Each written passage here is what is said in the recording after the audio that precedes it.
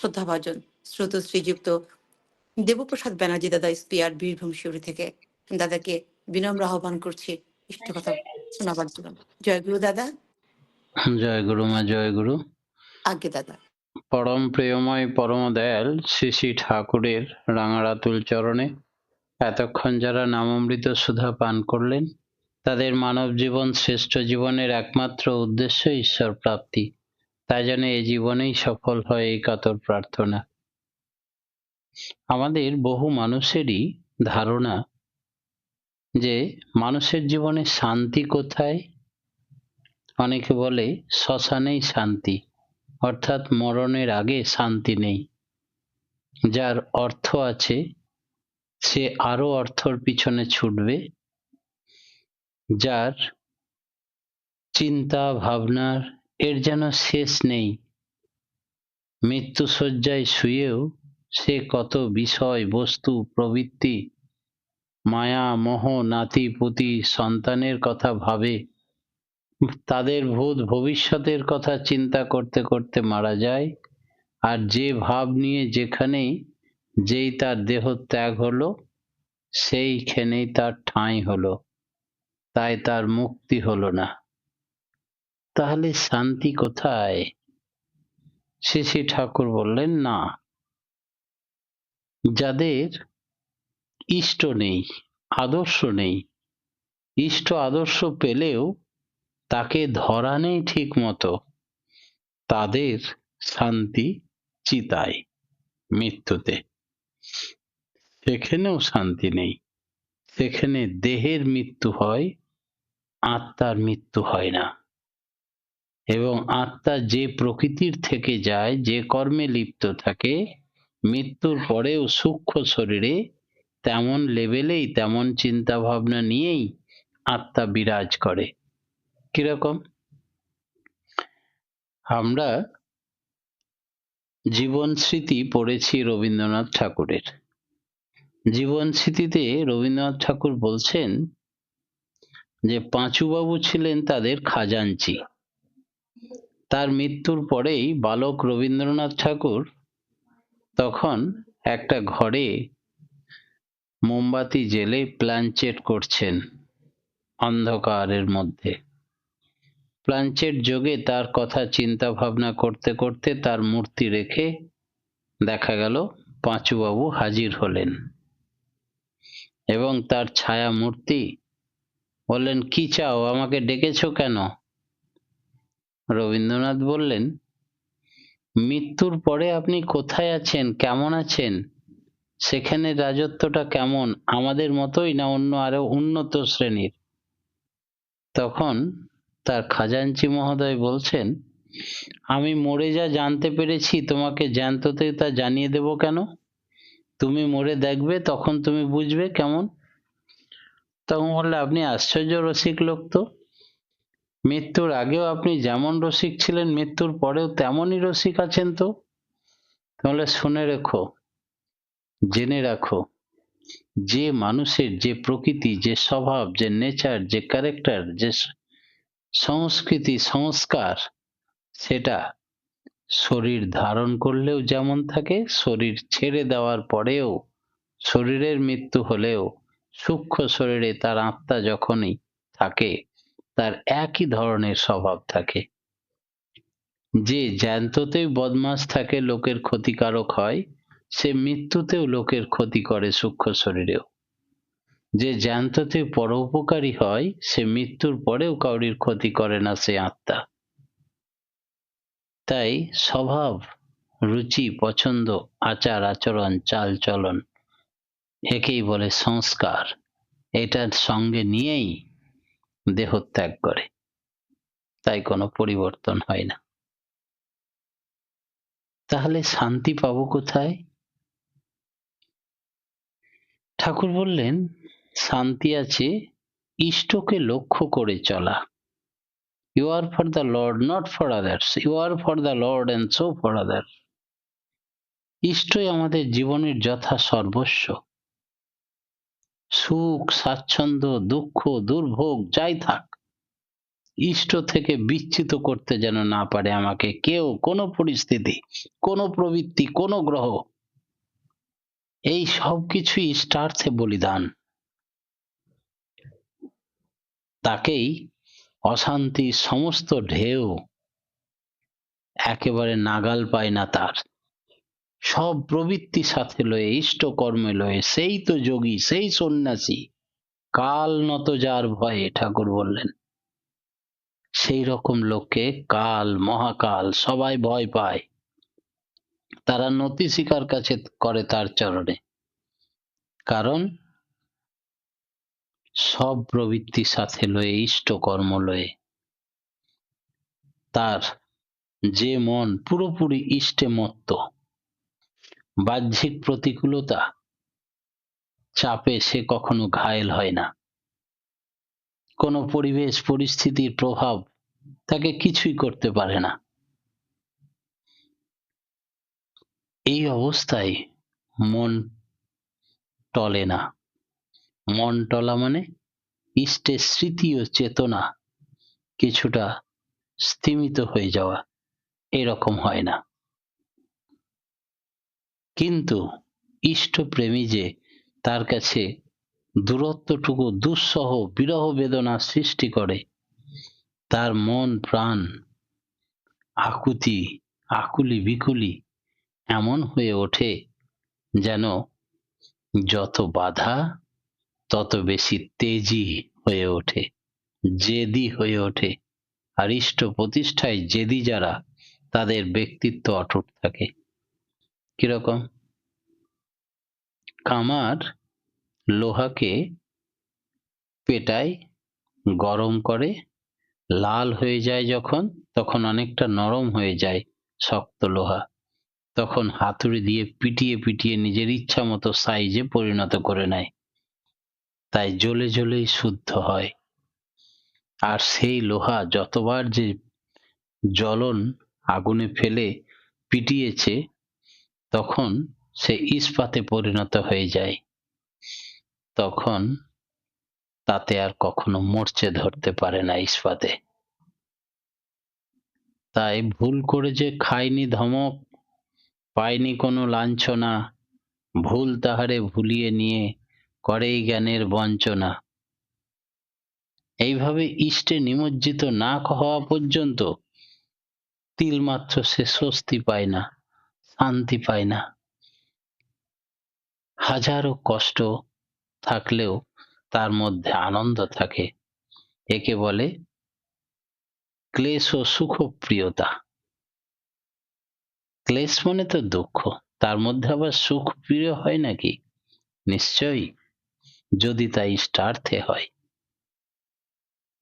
তাই এক লহমার শৈথিল্য তাকে আরো বেশি তীব্রতর করে তোলে। তখন প্রারব্ধ কর্মফল, সঞ্চিত কর্মফল,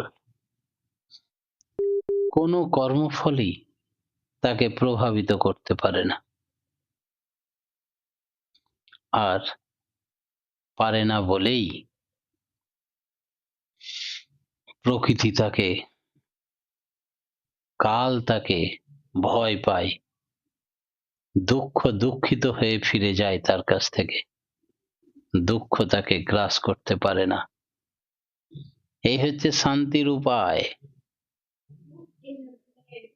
এই ভবসাগর মানে সাগর কখনো সীমিত থাকে না, একটার পর একটা ঢেউ আসতেই থাকবে জীবনে, যতদিন সে জীবিত থাকবে। তাই ভবসাগরেও একটার পর একটা শোক, দুঃখ, দুর্দশা, অভাব, অনটন, ঝড় ঝঞ্ঝা জীবনে আসবেই, আসতেই থাকবে। কিন্তু কিছুতেই কিছু ওকে ঘায়েল করতে পারে না, যে ইষ্টকে নিয়ে পাগল হয়ে থাকে, মত্ত হয়ে থাকে। তাই সুখ, শান্তি, আনন্দে সচ্চিদানন্দ ঘনকে নিয়ে সে মত্ত থাকে। তাই কোনো ঢেউ, কোনো দুঃখ, কোনো দুর্দশা তাকে ঘায়েল করতে পারে না। শান্তিতে থাকার উপায় বলে দিলেন শ্রী শ্রী ঠাকুর। মহাপুরুষদের সুবিধা হয় কিসে? শ্রী শ্রী ঠাকুর বললেন, ভগবান শ্রীকৃষ্ণ ভারতকে এমন ভিত্তির উপরে দাঁড় করিয়ে দিয়েছিলেন যে তারপর বুদ্ধদেবের আবির্ভাব কাল পর্যন্ত এই সুদীর্ঘ সময়ের জন্য আর কোনো প্রফেট আগমনের প্রয়োজনই হয়নি। তারও ঋত্বিক সংঘ ছিল ভগবান শ্রীকৃষ্ণের। এই ঋত্বিক সংঘের বৈশিষ্ট্যপালী দীক্ষা, শিক্ষা, কৃষ্টির ধারা দীর্ঘকাল অনেকখানি অবিকৃতভাবে ধরে রেখেছিল সমাজকে, বিকৃত পরিবেশকে সুস্থ করে তোলার জন্য। জীবদ্দশায় তাকে কম পরিশ্রম করতে হয়নি। এক মুহূর্ত তিনি নিশ্চুপ হয়ে অলসের মতো বসে দিন যাপন করেননি। তিনি প্রাণপণে চেষ্টা করেছিলেন যুদ্ধকে যেন পরিহার করা যায়, ধর্মকে যেন স্থাপন করা হয় বিনা যুদ্ধে। দুর্যোধন ওদের মতলবই হলো পাণ্ডবদের একেবারে শেষ করে দেওয়া, অর্থাৎ ধর্ম, পুত্র যুধিষ্ঠির সহ পঞ্চ পাণ্ডব 5টি আদর্শকে নষ্ট করে দেওয়া। নীতি, ধর্ম, আদর্শ এগুলোর পুরো বিরোধী। এমনকি ভগবান শ্রীকৃষ্ণ শেষবারের মতো শান্তি দূত হিসাবে গেছিলেন, তাকেও আক্রমণ করতে ছাড়েননি কৌরবরা। পাণ্ডবদের ন্যূনতম অধিকার পর্যন্ত দিতে নারাজ। অহংকারের সঙ্গে বলেছিলেন, ছুঁচের ডগায় যতটুকু মাটি উঠে অতটুকুও দেব না বিনা যুদ্ধে। তার কারণ আমাদের অনেক ধন জন ঐশ্বর্য বীর যোদ্ধা আছে, তোমাদের কেউ নেই, তোমাদেরকে এক ফুৎকারিতে উড়িয়ে দেব। কেষ্ট ঠাকুর ওদের কতভাবে বোঝাতে চেষ্টা করলেন, কিন্তু কোনো কথাই কর্ণপাত করল না। মোট কথা, যুদ্ধকে ওরা অনিবার্য করে তুলল। ভগবান শ্রীকৃষ্ণ কিছুতেই যুদ্ধকে পরিহার করতে পারলেন না, অ্যাভয়েড করতে পারেননি।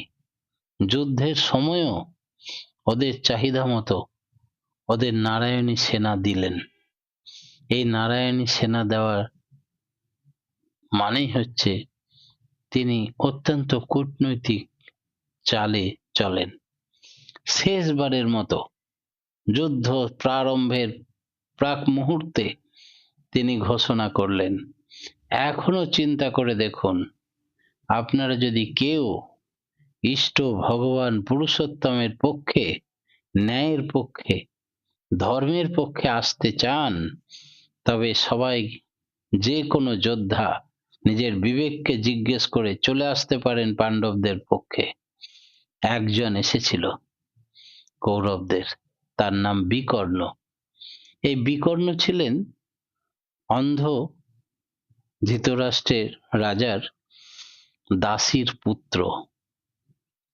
এই বিকর্ণ একাই 1,00,000 সৈন্য মেরে দিয়েছিল। ভগবান শ্রীকৃষ্ণের পক্ষে অর্থাৎ পঞ্চপাণ্ডবের পক্ষে তিনি যুদ্ধ করেছিলেন। সমস্ত কৌরব মারা গেলেও, 100 ভাই মরে গেলেও, এই বিকর্ণ 101তম ভাই তিনি বেঁচে ছিলেন, পাণ্ডবদের সঙ্গে থাকতেন ছত্র ছায়ার মতো। ভগবান শ্রীকৃষ্ণের বিপক্ষে থাকা নারায়ণ সেনা হয়তো তেমন চেষ্টা করেনি, যুদ্ধের ভান করেছে মাত্র। তাদের ভগবানের সঙ্গে সে কি যুদ্ধ করবে, যেন তেন প্রকারণ সবার প্রকৃত মঙ্গল সাধনাই ছিল তাদের লক্ষ্য। তবে মহাপুরুষদের উদ্দেশ্য সাধারণের পক্ষে সুবিধা, তাদের বেষ্টনী ভালো থাকে। ভগবান শ্রীকৃষ্ণ, হযরত রসুল, মোটামুটি বুদ্ধদেবেও এই বেষ্টনী, লোক নিয়ন্ত্রণ ক্ষমতা, লোকশিক্ষক এবং ক্রাইস্টেরও এরকমটা ভাব ছিল। এই বেষ্টনী না পেয়ে জীবদ্দশায় খুব একটা কাজ ভালো করে যেতে পারেননি ক্রাইস্ট। যে সত্য দিয়ে যান মৃত্যুর পরে হয়তো তার কদর হবে, যেমন যীশু খ্রিস্টের বেলায় হয়েছিল। তার জীবন্ত সান্নিধ্যে অকাট্য অনুরাগ এবং অনুসরণের ভিতর দিয়ে যারা গড়ে ওঠে, তাদের ভিত অনেক বেশি পাকাপোক্ত হয়, কারণ সত্য তত্ত্বের জীবনগত বাস্তব রূপ তাদের বোধচক্ষুতে ভালো করে ধরা পড়ে। কিন্তু যারা কতকগুলি প্রবৃত্তির অভিভূতি নিয়ে সঙ্গ করে, তারা সত্যকে পেয়েও বুঝতে পারে না। সাধারণ মানুষ ভাবে, তাই বোঝেও বোঝে না বলে তারা বঞ্চিত হয়।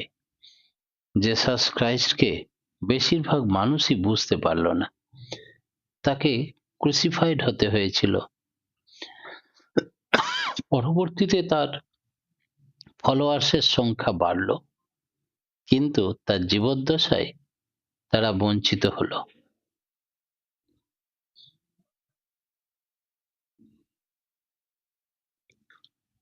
রামদাস শিবাজির মতো একজন খাঁটি মানুষ পেয়েছিল, তাই জাগিরদারের সাধারণ একজন ছেলে হয়েও তিনি অরঙ্গজেবের মতো প্রতাপশালী হিন্দু বিদ্বেষী মোগল রাজার কাছে কখনো মাথা নত করেননি। সব সময় শির উঁচু করে স্বাধীন চেতা মানুষ রাজা হিসাবে ছিলেন। কি ঠিক থাকলে মানুষের সব ঠিক থাকে? ভগবান শ্রীকৃষ্ণকে তার গুরু বলেছিলেন, অচ্যুত ভব, বি আনরিপেলিং, অর্থাৎ সদা যোগযুক্ত ভব। এইটি যদি কেউ 24 ঘন্টা প্রত্যেকটা মূর্তি যেন ভুলি না খো তিল, এক তিল মানে 1 সেকেন্ডের 100 ভাগের 1 ভাগকে 1 তিল বলে, ওইটুকু সময়ের জন্য যেন আমার ইষ্টগুরুর মূর্তি ভুলে না যায়, আর হরিনাম সদা গায় রে, এইটুকু যদি কেউ অভ্যাস করে নিতে পারে, তাহলে তার সব ঠিক থাকে, সব জীবনে সব অবস্থায়। গীতায় আছে অব্যভিচারিণী ভক্তির কথা। একমুখী অনুরাগ হলে মানুষ সুবিন্যস্ত হয়ে ওঠে। অচ্যুত মানে অ্যাক্টিভ, টেনেসিয়াস, সিনসিয়ার, অ্যাডোয়ার টু ফুলফিল দি লাভ। পৃষ্ঠকে পূরণ করার সক্রিয় নাছোড়বান্দা আন্তরিক উৎসাহ, এমন আনরিপেলিং ভালোবাসা। এমন নয় যে যা করছে তা কালীবাড়ির মানতের মতো, ওতে অচ্যুত হয় না। অচ্যুত হলে ইষ্টই একমাত্র স্বার্থ, নিজের কোনো ধান্দা থাকবে না। আর টেনাসিটি, নাছোড়বান্দা ভাব হতে হবে, চাহে কুছ ভি হো যায়। ইষ্ট প্রতিষ্ঠায় জেদি যারা, তাদের ব্যক্তিত্ব অটুট থাকে, তিনি সাধারণ হয়েও অসাধারণ। আর একটা সুবিধা আছে, অচ্যুত যে সে সাফারিংস, কষ্টগুলি টের পায় না, নিজেই ঠাউর পায় না কিভাবে কি হয়, ভাবে আমি কি একটা ভূত নাকি, কিভাবে কি হয়ে যাচ্ছে, ভূতে আমার কাজ করে দিচ্ছে। সে তার ইষ্টমুখী নেশায় চলে। তুমি চলবে ইষ্ট প্রাণে, আর কষ্টের লেহাজ বুঝতে পারবে না। এই হচ্ছে ইষ্টপ্রাণতা হওয়ার লাভবান লাভ। অবতার মহাপুরুষের সাঙ্গপাঙ্গ কেমন হবে? তিনি নাকি যখনই আসেন তখন সাঙ্গপাঙ্গ নিয়ে আসেন। নদীর পাঁকের সাথে যেমন অনেক কিছু আসে, এও তেমনি। শুধু যে ভালো আসে তা নয়, অনেক মন্দও আসে। আলো দেখলে ঠাকুর বললেন অনেক পোকামাকড় আসবে ছুটে আলোর জ্যোতি দেখে তার কাছে প্রাণ বিসর্জন দিতে, আর সঙ্গে সঙ্গে কিছু ব্যাঙ টিকটিকিও আসবে যারা ভক্ত আসবে তাদের ধরে ধরে খেয়ে নেব, নিজের উদর পূর্তি করব। তাই রক্ষাকে যিনি রক্ষা করেন, বাঁচাকে তিনি বাঁচান, তিনি অবতার। যারা শুভ সংস্কার সম্পন্ন তারা তাকে ভালোবাসে, অনুসরণ করে। যারা অশুভ সংস্কার সম্পন্ন তারা তার বিরোধী হয়, তার ক্ষতি করতে চায়। যারা ভালোবাসে তারা তা সহ্য করে না। এই হচ্ছে অনুলোম আর প্রতিলোম, দুই রকমের সন্তান। প্রতিলোম শুভের বিরুদ্ধে যায়, কিছুতেই শুভ সৎ একে দেখতে পারবে না। আর যে অনুলোম সে শুভকে প্রতিষ্ঠা করতে চায়, প্রতিকারে কৃত সংকল্পবদ্ধ থাকে। একটা মন গড়া সাজানো রকম মেকি ভাব থাকে না। তাতে হয়তো রাবণ বা কংসের ভক্ত বলে অনেকে চিহ্নিত করে, কিন্তু ওই বোধ থাকলে নিরোধ করতে পারে না। সাজানো রকমে মানুষ ভাবে তার সঙ্গে সুবল দেবল কত কি আসে, কংসও তেমনি আসে, সবাই তো ভক্ত। কিন্তু তা নয়, ভক্ত কখনো ভগবানের বিরোধী হয় না। তাই ওই কংস ভগবানের হাতে নিধন হয়েছিলেন মানে সে খুব ভাগ্যবান তা নয়। কিন্তু ঠাকুর বলছেন অভিশপ্ত। রাবণও তাই। তার জন্য চাই যারা তার ভক্ত হয়, তারা তার আপনজন হয়, তার সহযোগী হয়, তার অনুরাগী হয়, তারা তার বিরুদ্ধাচরণ করে না, তারা স্বর্গে পৌঁছায় না। যারা বিরুদ্ধাচরণ করেন, অহল্যা পাষাণ উদ্ধার হয়েছিল কিরকম করে জানেন? রামচন্দ্রের চরণ স্পর্শে, অর্থাৎ চলন স্পর্শে। ঠাকুর বলছেন পায়ে ছুঁয়ে দিল আর পাথরটা মানুষ হয়ে গেল, এরকম নয়। রামচন্দ্রকে পেয়ে তিনি তার সৎ মন্ত্রে দীক্ষা নিয়ে তিনি নাম ধ্যান অনুসরণ করে প্রত্যেকটা চলনের মধ্যে অবতার মহাপুরুষের ভাব, ভক্তি, প্রেম, ভালোবাসা আচরণ সিদ্ধ হয়ে ওঠাতে পাপাচরণ জনিত বোধের যে